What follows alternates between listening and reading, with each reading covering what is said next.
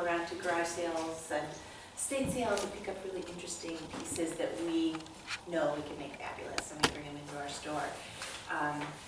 I've always had a passion for design and creating beautiful spaces. And when Stacy approached me talking about just the holistic approach to health, it makes so much sense to me, knowing that for me, I'm not right if my home is not right. And if, if it's stressing me out by how there's clutter or maybe the colors or whatever aren't right, I'm not a happy person. And I know that that's something, it affects us psychologically. It's very legitimate kind of influence that it has on our lives. So I'm going to talk a little bit specifically about color in our homes and in our lives, and kind of how the machine of color works, especially here in the United States, and marketing and all that kind of stuff. So my background, I'm an interior designer. And like I mentioned, I have my shop. I've worked in retail for years, so I've done a lot of merchandising. I've been a buyer, really happy to pay attention to trends, to kind of be ahead of the curve, if you will. What I'm going to start talking about first, we're just going to talk about color psychology, which is a huge, subject, but I'm going to do it like very quickly here. So if you just turn to this page here, the color wheel. Familiar with the color wheel? Okay, we've got our primary colors and our secondary colors, and then our, I can never pronounce it correctly, the tertiary numbers. Yeah, thank you.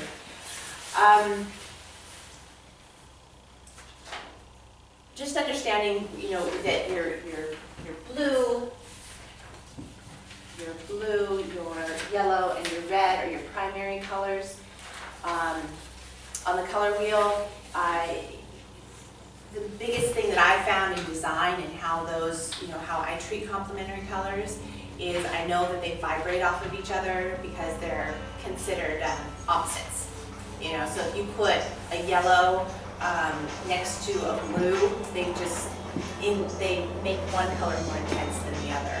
If you put the red with the green, again, it makes the red more red and the green more green. So the color wheel. Okay, I'm not going to get into the real specifics about what each color means until we kind of get our head wrapped around some other things first. So, color wheel, we've got our complementary colors, secondary colors. Here you can see how, we're setting up a house. You're trying to figure out colors for each room. You've got a children's room, you've got a place, a common room, maybe a family room, you've got a kitchen,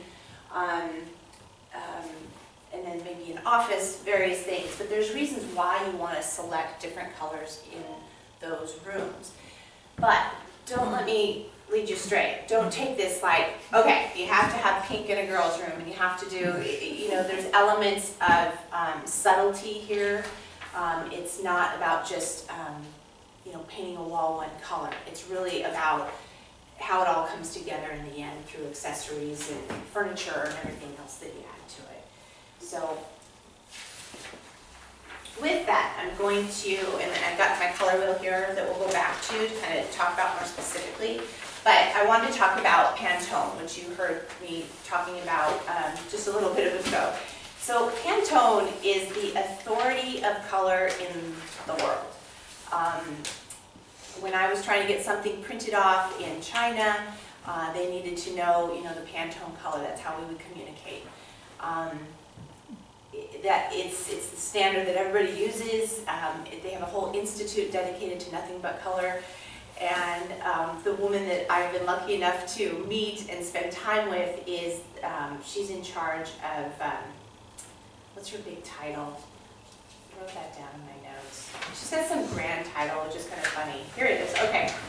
So, executive director is here.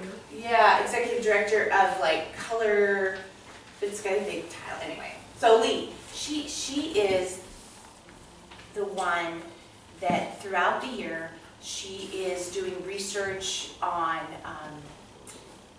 pop culture, movies, TV, print, socioeconomic things going on? Are we in a boom economy? Are we in a bust economy? All of these factors affect how we view color. And to give you an example of that, when I sat down with her, the really popular show at the time was Downton Abbey. Does anybody here watch that show or know what I'm talking about? Okay, I'm a big fan of it. And Lee and I were talking about Downton Abbey, and I was talking about, I think we got on the subject like, is there any color you don't like? And I'm like, I hate mauve. I just hate it. It makes me sick to my stomach. All I think of is like bad, like early 90s kind of Santa Fe. I just hate it. And Lee goes, she goes, well, let me give you a different visual. She says, think of Downton Abbey and think of those sets. Think of the dresses. Think of the decor. And what do you see? You see mauves and plums and purples, and it's a very different. When she said that, it was like, yeah, that's beautiful. You know, I guess I need to relook at mauve, you know, for that reason. And that's why she's studying things like that, because all of America is seeing that, right? Or a big percentage of America is seeing that. And so they're being introduced to mauve in a different way, and they don't even know that that's what's going on. And then pretty soon they might be at a retailer, you know, and picking up a blouse, and all of a sudden there's mauve available on the rack, and it kind of looks enticing, and there you go. It just sparks a trend, and people start picking up on it. So that's just kind of the idea of how she comes up with her ideas, and then also right to the effect of economy. I mean, last year being the emerald green was the color of the year last year, and this was, you know, you associate actually with money, but and power and rebirth and all those kinds of positive things, which as a country we were looking for those things. You know, we wanted to have more money, we wanted to have a new fresh start, we wanted to feel energized and those things, and also but be in touch with our outdoors and nature and everything else. So emerald green was last year, and then this year being the radiant orchid, which see, color of the year. So I was just talking about color of the year and kind of how it works. So every year she designates this is the color, and immediately, I mean, the press is out. You start seeing it in all of the magazines. Right down to the graphic design, you know, any of your magazines you pick up off the shelf. You know, you can see how there's flashes of it here, flashes of it here. You just start to see it, and you're not even aware of it. But it's all well thought out. They all know that that's the color, that's the area, that's where we're headed. So color of the year.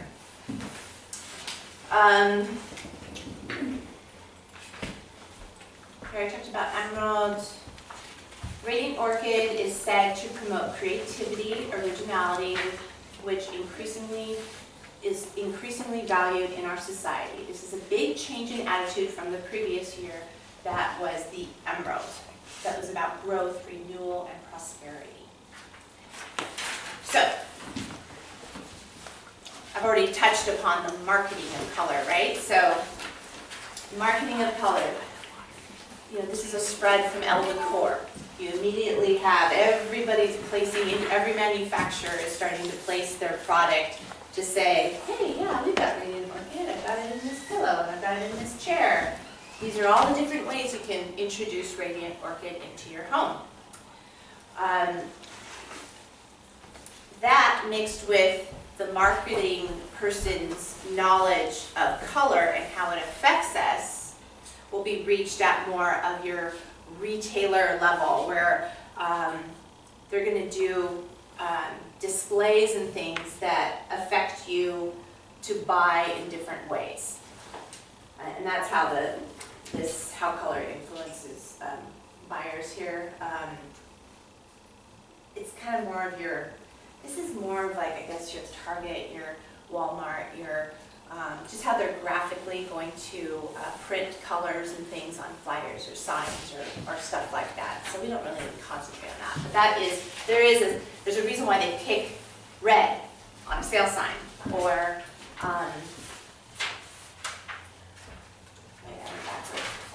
okay. Right here, retailers aren't dummies. Let's see, yellow, optimistic, youthful. Red, energy, increases the heart rate, creates urgency. That's why you feel like you have to buy that sweater, because it's got the red tag on it. Blue creates a sense of trust. Green, associated with wealthy, the easiest colors for the eye to process. Orange can be seen as being aggressive. Pink, romantic and feminine. Black, buy, and you think of like the Black Friday and all that crazy stuff. Purple is used to soothe and calm. There we go back to that radiant orchid family is into that soothing and calming. Okay, so out of that, what we know is that we get a color of the year every year. All of the retailers are picking up on it. You're seeing it on your shelves. You're seeing it in the magazines.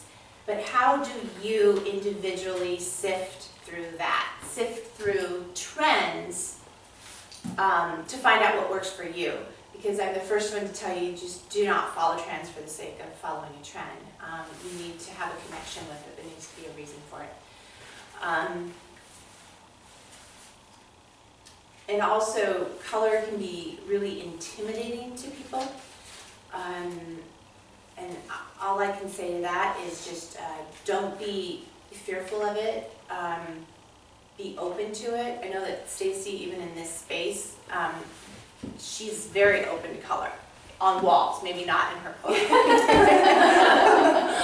but A few colors. I get some. Gray, black. yeah, she put a lot of thought. I mean, this is a spa. This is where people are going. They want to feel a certain way, and how can I enforce that with colors and texture and things like that. So it's no different than in your home, and then walking into your home and thinking, okay, what kind of a space am I trying to create here? Am I in a bedroom? Do I want it to be a restful place? Do I want it to be a sexy place? Do I want it to be energetic, which I don't know about you, but I don't want that in my bedroom. I want to chill out. Anyway, so just kind of finding your way around the colors. Don't be afraid to experiment, but also don't be, completely given to the trends. So on to the next thing. It says, how do I stay current but not trendy? The longer that we live, the more trends we see, and the more times you like, oh my God, been there, done that. And that's where I'm seeing like mauve. That's a perfect example. Like I've been there, done that. I mean, I remember not me decorating necessarily, but growing up in a household where there was mauve, and here I am, and it's again. And being able to embrace those colors still, and kind of filter them through today, now, what's happening, and how it can, you can look at it with new eyes. Because colors are always like this. They're in and out of popularity. Your black, white, gray, beige, they're timeless. They're always going to be there. So is your green and your red and your blue. They're always there. Your secondary colors are where there's a little bit more of a trend. If you're getting into oranges and purples and violets and oranges and all that kind of thing, that's where we really get into trends that they're here today, gone tomorrow kind of thing. So how do you stay on trend or look like you're up to date year after year? It takes some effort. I built the home that I'm in right now, we built almost 6 years ago. And the big color was all brown. Brown, brown, brown. It's all about brown, espresso brown. And so I have, my main sofa is that color, my woodwork is dark wood, and it's there. Not that that goes out, but it finds its way to the sideline a little bit, right? And what they're introducing, and you're seeing much more now, it's gray. You're introducing gray instead of brown. So that's exactly what I've done. And a throw, a pillow, a piece of artwork, anything that can kind of be added to your space in a more up-to-date color helps bring it all together. Does that make sense? Like, I know I have brown. I'm not going to paint over my beautiful stained woodwork, right? I'm going to make it work. So it's by introducing some of the more trend-savvy, disposable almost accents. Throw pillows, curtains, blankets, all that kind of stuff is something that you can have fun with. Also, floral arrangements I highly recommend. I mean, just, Trader Joe's bouquet, anything that's going to add some fresh color to a space is always welcome and always has a big impact. So, gray, black, white, you can always add those to your space to help, I don't know, be the mediator to make sure that it's not going to go too trendy, too overpowering. So what do you do with your brown? Probably not adding gray or black. You do. You add gray. I added gray. It's gorgeous. And I have like a pale green. But then upstairs it's like I have some dark blues and the brown is there, but then I actually started to accentuate more whites with the blue and the brown. I'm thinking more of your couch or something that's big. And say big brown dark hole. That's what I've got in my living room. Yeah, that's what I have, and I put a bunch of light pillows on it. I actually replaced the pillows on the back of the sofa. The rest of it is the brown frame, but it just gave it a whole new, fresh light. Look, I did see the other day on a magazine or on TV or something where they'd taken off the pillows and put like a print of some sort, pillows. That's exactly what I did. You could recover it every time you wanted to, or make a slip cover for your pillows. It's an easy way to update an existing couch that you have without having to go to the expense of upholstery, which can be really expensive. Yeah. So so the brown, it's there. I mean, and that goes to, we could have lots of different discussions about, those pieces that you invest in, the ones that you intend on having for 20 years. Unless you have a disposable income where you're replacing them, every 3 years and it doesn't matter, don't go for a yellow sofa, or don't go for, try to stay a little bit more neutral on those large pieces so that, the investment isn't there. But it's all relative. I mean, I've worked with clients where they want the orange sofa and they love it and they're happy with it for, 3 years, and then they just go and replace it with something else. Any other questions? I mean, and then we'll kind of get to, these last ones are kind of more about, I'm giving you examples of the different palettes, and I'll get into more of the psychology, talking about how these different colors make us feel. This looks like something I had in the 70s. The plaid. That particular. That's, That's, I did not want to revisit. plaids are big again right now. Not those colors, I wouldn't. Oh, like the orange and the harvest gold and the, browns, yes. And the way they're changing that is they're putting it with gray. And that is a way that they're kind of making it more even the contemporary. Like the couch we Yeah. had. 1970, whatever. Yep. 4 or 5. Oh God, yeah. That looks like, that reminds me of the blinds, the blinds like this that were they have the textured Grass cloth? Grass cloth, but it had like yarn going through it. Oh, like right, yeah, bright oranges, like harvest, kind of thing. Something with, Just wait, in my kid's lifetime, this will be all the rage again. That's just the way it works. Is there anything with like proportions, like a color that's dominant should be like a certain percentage, or like can you? No. Okay. No. Okay. I would never put an equation with stuff like that, because it really is space by space, room by room, what the purpose of the room is. It's always going to be changing. But there are, you know,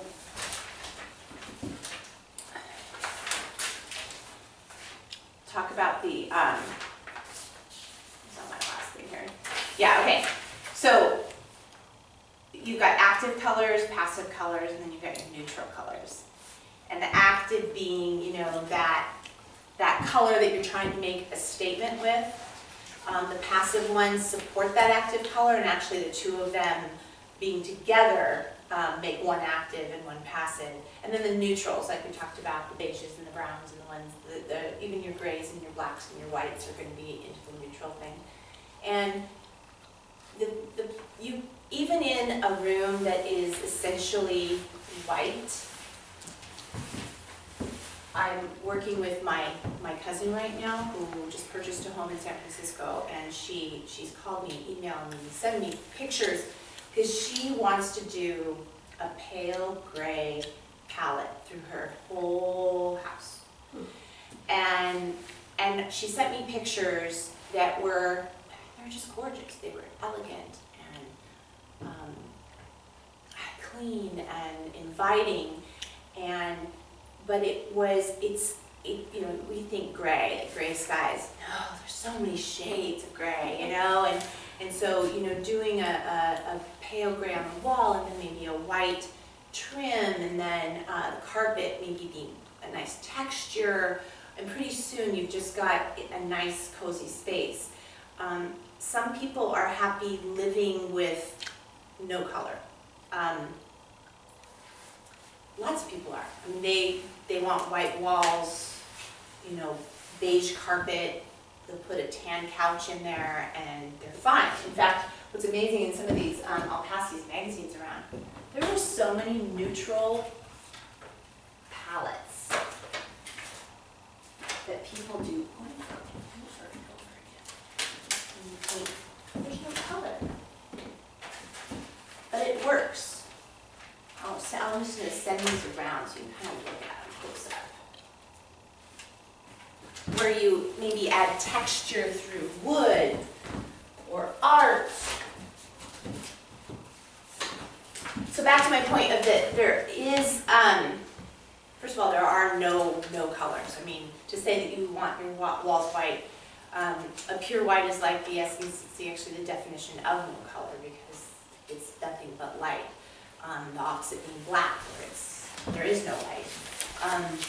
So through different hues and textures, the lighting of the day will change your color dramatically. I mean, the way these walls look right now are very different than they are at 8 a.m. So time of day has a lot to do with that.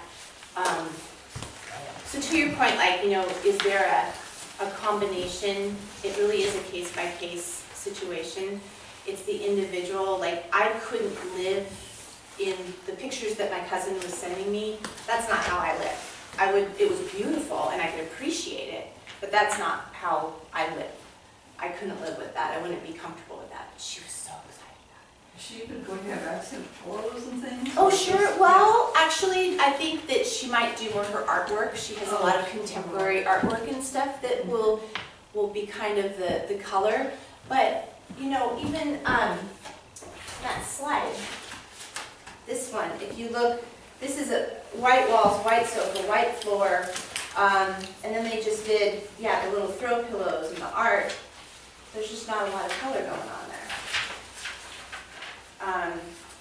But I guess what I'm saying is that it doesn't, if you don't want an accent pillow, you don't have to have an accent pillow. If you just want a white pillow or a beige pillow, it's all what you're comfortable with, and that is back to the psychology of color and that how we all respond to it differently. I was talking about this color. I bought this when I saw the release of Radiant Orchid being the color of the year. I've never owned anything like this. I've never had it in my home. It's not a color I gravitate towards, but I was challenging myself to do it.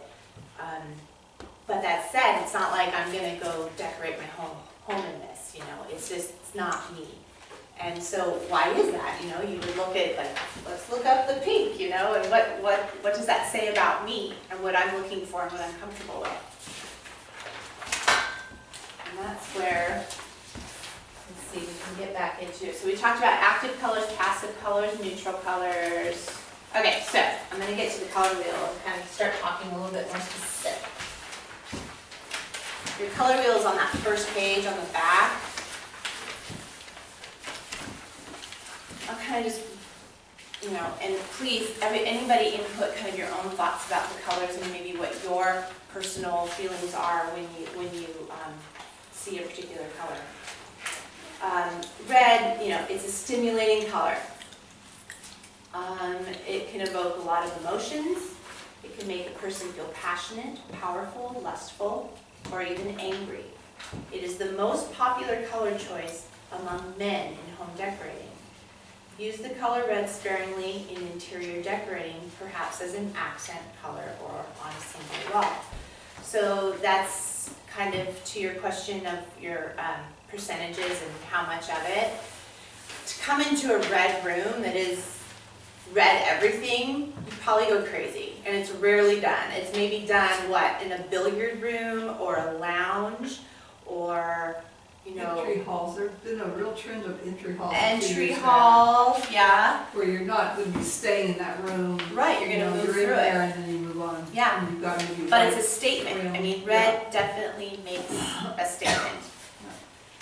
I've heard it makes people more talkative because it's very energetic, so it energizes people. So Yeah, if you want exactly. to use communication, use red. Exactly. And dining rooms too, because it's Appetite can, and they go into your, but you know, so is yellow and orange Yeah. too. Those can get the appetite going. The name of my business, Red Door, comes from the ancient Feng Shui study, Japanese study of kind of interiors. Their philosophy is really spiritual, and that we're all kind of affected, just like this, we're the psychology, I say spiritual, but you know, our psychology is affected by the colors that we see. And it is their culture that a red door is the ultimate sign of a welcome. It's like, come here, I'm making my door red, that means come on inside and you're welcome.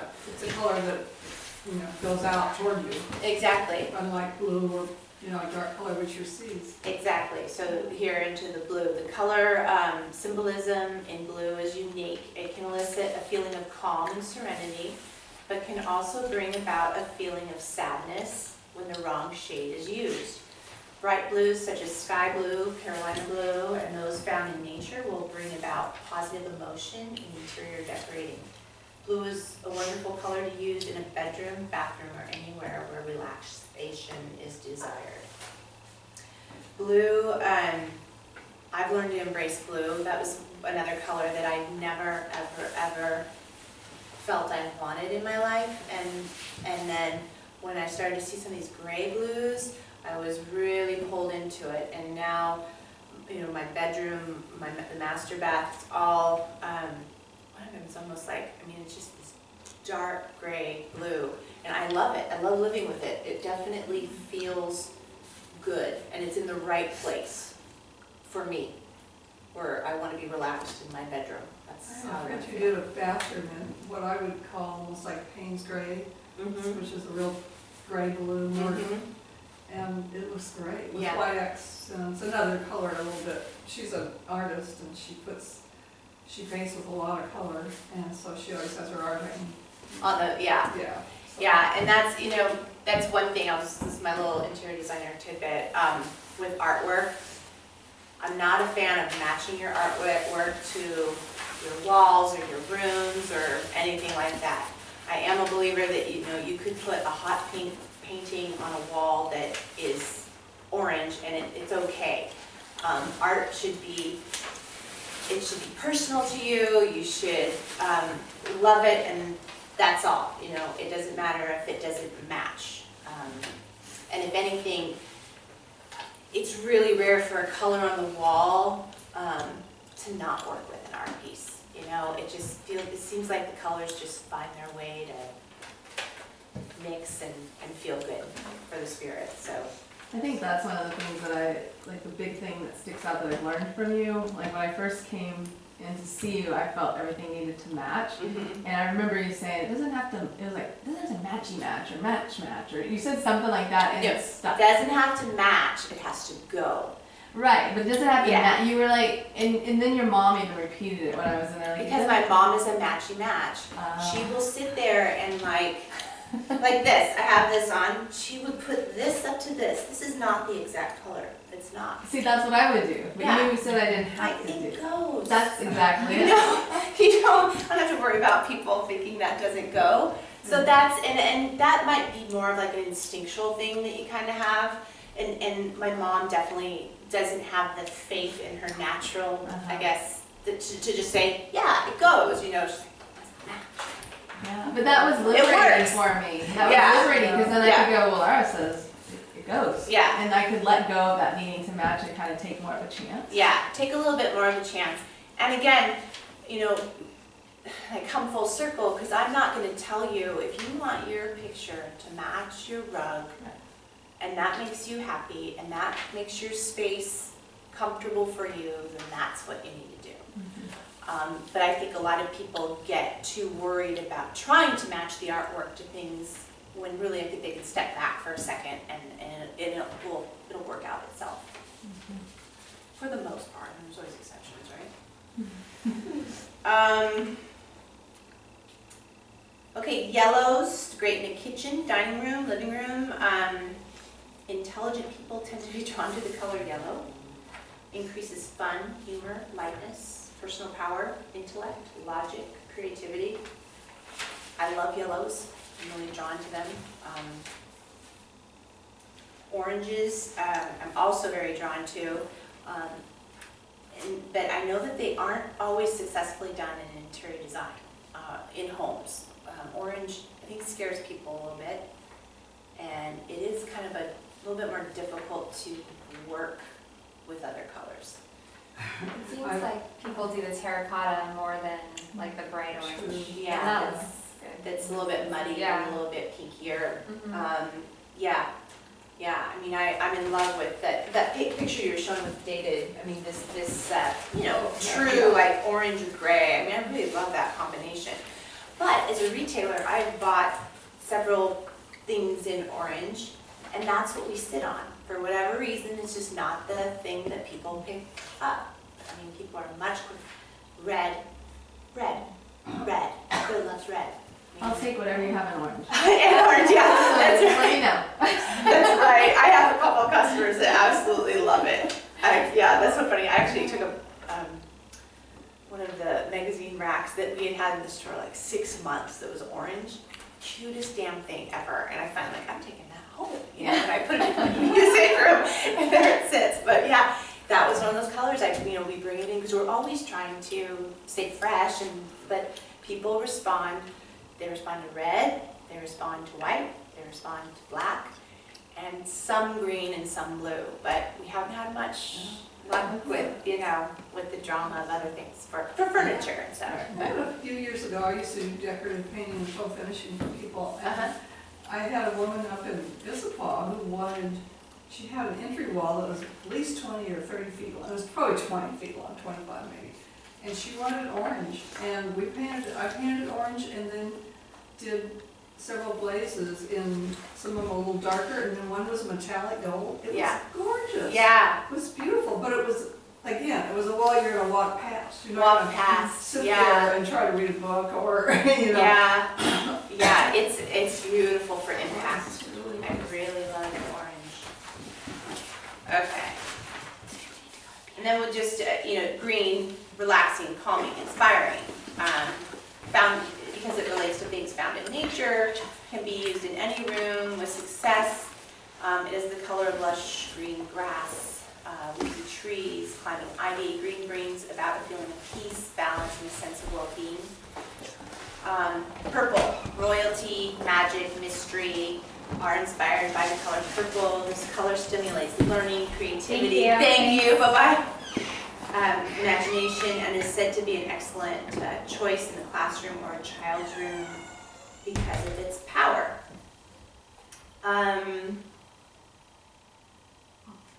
Yeah, so is there anything that anybody wants to kind of comment on those colors and how maybe they affect you, or there's certain colors that you can do and others you can't?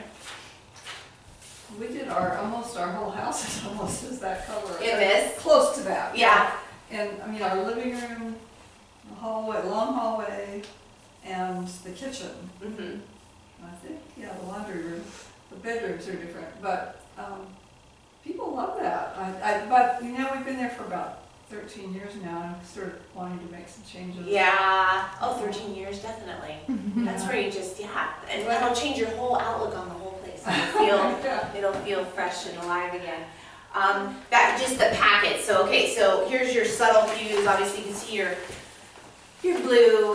It is. It's calming. Of course, they put it with white. So of course, it's calming. Well, you know, you put, like I was saying, the dark wood trim with a pale blue. That actually is more of an attraction to me. I like more of a contrast with my trim and colors. So, but then also like this one, you know, again, the grays, this top, just whites, grays, earthy. It's so cozy and crisp. I love the crispness of it. Now the back side, this kind of talks about, again, we're getting into the percentages of what you're using. If you're using the passive color or the, I always forget the name of that one, active colors, passive and neutral. This is a great demonstration of that. I mean, look at that yellow wall. It's like, oh.